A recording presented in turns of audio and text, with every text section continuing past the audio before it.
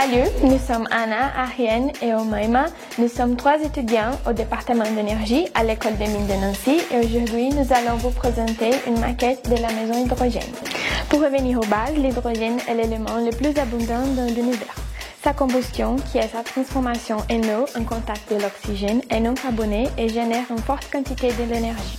C'est un gaz stockable qui peut être produit à partir d'électricité d'origine renouvelable. Il peut donc servir de stockage d'énergie propre sur des durées longues. Cependant, la production d'énergie par hydrogène a des limites. D'une part, l'hydrogène est très peu dense, ce qui rend son transport et son stockage très difficiles. Et surtout qu'il s'agit d'un gaz inflammable qui peut exploser au contact de l'air. D'autre part, la meilleure méthode de production d'hydrogène à ce jour, qui est l'électrolyse de l'eau, coûte encore très cher.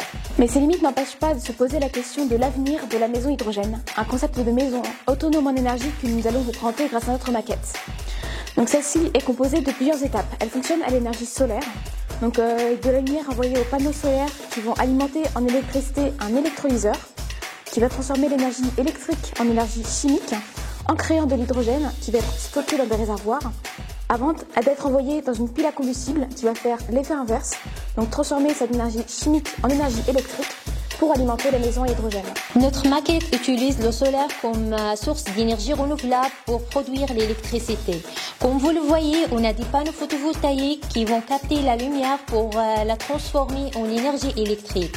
Et l'énergie solaire est une source d'énergie gratuite et abondante qui permet de réduire l'empreinte carbone. Cependant, elle est intermittente. En effet, les périodes de production de l'énergie solaire ne correspondent pas aux périodes de consommation. Par exemple, on a une surproduction de l'énergie lors de la journée et une sous-production le soir. C'est pour ça que dans le but d'exploiter cet excès d'énergie et de l'utiliser sur une autre période comme la nuit, on a besoin de stocker l'énergie. Et on a pensé à utiliser l'hydrogène comme moyen de stockage. Dans la maquette, cette électricité produite par les panneaux va alimenter l'électrolyseur qui est aussi alimenté en eau. Grâce au courant électrique, l'électrolyseur va avoir assez d'énergie pour casser les molécules d'eau qui vont se décomposer en oxygène et hydrogène gazeux. Le stockage de l'énergie se fera donc par le stockage de ces deux gaz dans le réservoir, l'un pour l'oxygène et l'autre pour l'hydrogène. En sortant de l'électrolyseur, l'hydrogène et l'oxygène vont donc chacun dans un réservoir différent.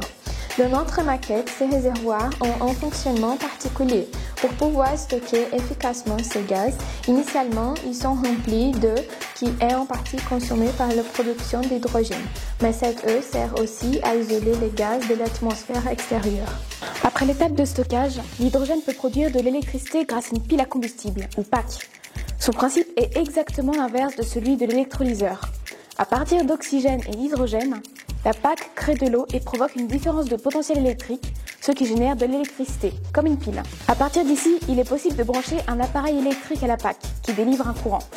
Compte tenu de notre système, le potentiel électrique maximal de la PAC est de quelques volts. Nous avons donc illustré son fonctionnement à l'aide d'un réseau de diodes qui s'illuminent quand elles reçoivent suffisamment de courant. Ainsi, en journée, le soleil alimente l'électrolyseur et remplit les réservoirs tout en alimentant la maison en courant. Et si on éteint la lampe pour passer à la nuit, les réservoirs peuvent continuer d'alimenter la pile et les lumières restent allumées. Malgré ces difficultés de stockage et qu'elles ne représentent pour l'instant que 2% de la consommation d'énergie mondiale, l'hydrogène est un bon candidat pour contribuer à la transition énergétique. Et d'ailleurs, nombreuses entreprises se sont déjà lancées le défi de développer et d'optimiser son utilisation. L'hydrogène pourrait représenter près d'un cinquième de l'énergie totale consommée à l'horizon de 2050. L'hydrogène est peut-être la pièce manquante pour réussir la transition énergétique.